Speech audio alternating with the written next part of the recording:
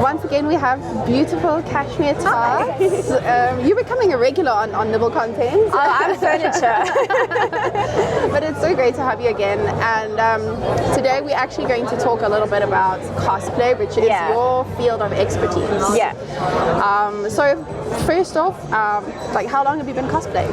I've been cosplaying kind of officially since about 2018, I would say. Everything before that I don't really count because it was definitely made with cable ties and crackhead energy. But from 2018, that's about officially when I've been cosplaying since. Okay, amazing. And what got you started? I love dress up. I grew up playing dress up. My mom used to buy out all like Halloween stores going out of business and stuff like that. So I'm used to dressing up.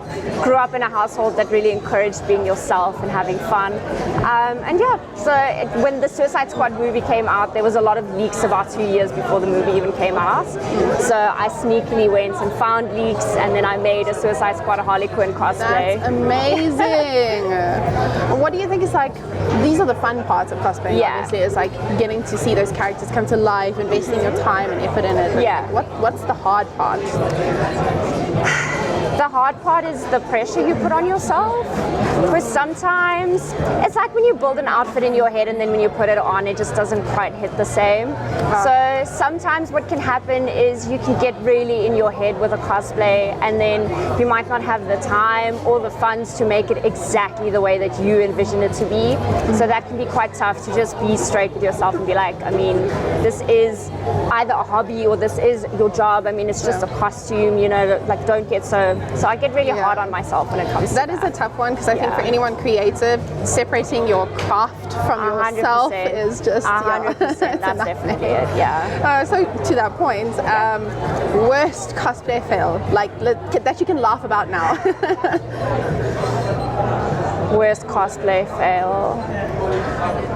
Well, it's not a wardrobe malfunction, but I was wearing extremely high boots because I did a Daphne from Scooby-Doo and a Ghostbusters mashup for Rage last year. And I was walking and I wasn't paying attention, and I stumbled and fell extremely hard to the point where my fiance was walking in front of me and he thought the stands were tumbling in. So I hit the ground in front of a lot of people, and I was wearing tights.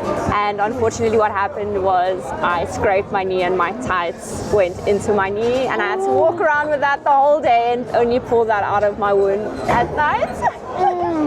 That's the worst wardrobe malfunction I've ever had. I'm cringing so hard because I can actually feel my toes are curling. On the opposite side of that, now we need some good feels. What's your favorite cosplay that you've ever done? Probably Harley Quinn, just because it's the one that got me started. I mean, this is my job now. I never expected for this to be this way, for me to be so part of the community as I am. And it all started with the Harley Quinn cosplay, and I put so much love into it because I love the character so much that people just loved her for me when I stopped cosplaying. So people are still passionate about that cosplay of mine.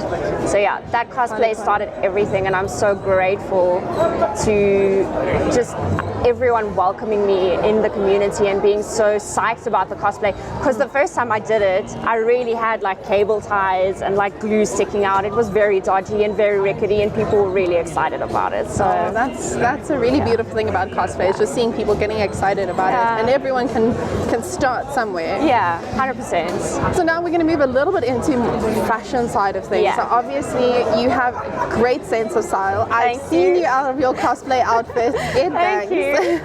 What are some influences for your personal style?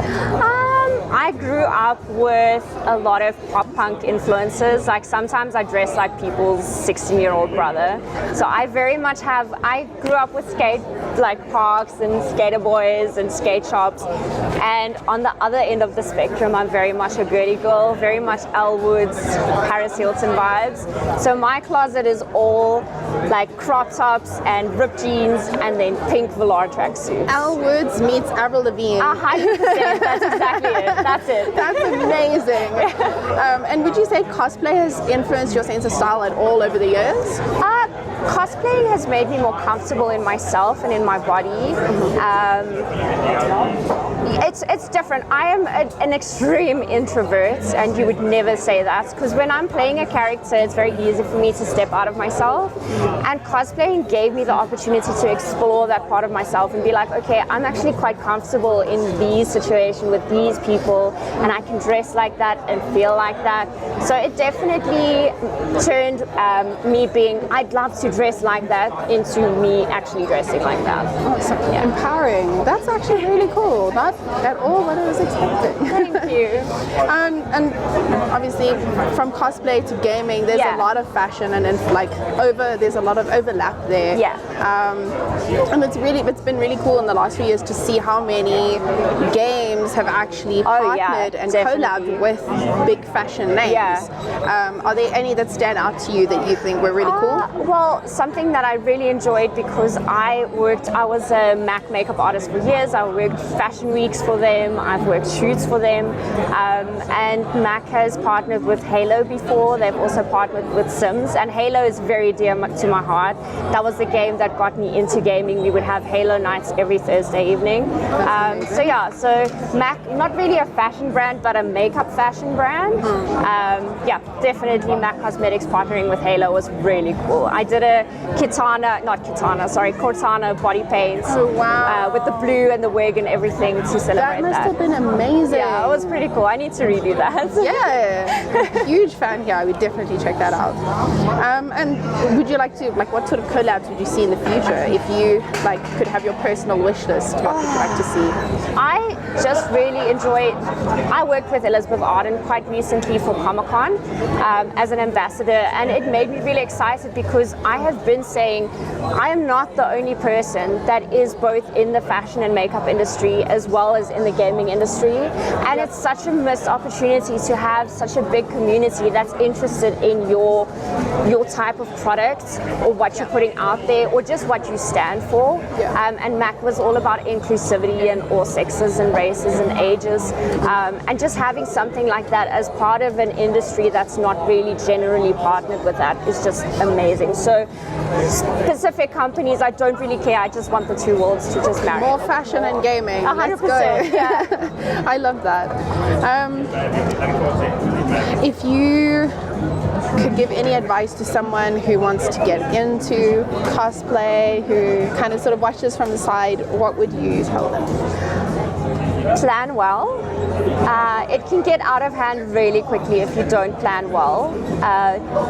You don't want a hobby to feel like it's taking over your whole budget. So plan well, have faith in yourself, and just break it up for yourself. If something seems intimidating, start in an area. If it's a whole cosplay, start with gloves, start with shoes. If you break it up for yourself, it's so much easier to shoot than looking at the whole thing. So zoom in and crop your pictures and then work on that. It's so much easier. Yeah. Small bites. On yourself. That's amazing. But thank you so much for chatting to us today. Of course. You're always welcome on the Nibble content. Thank you. I love you guys. Thank you.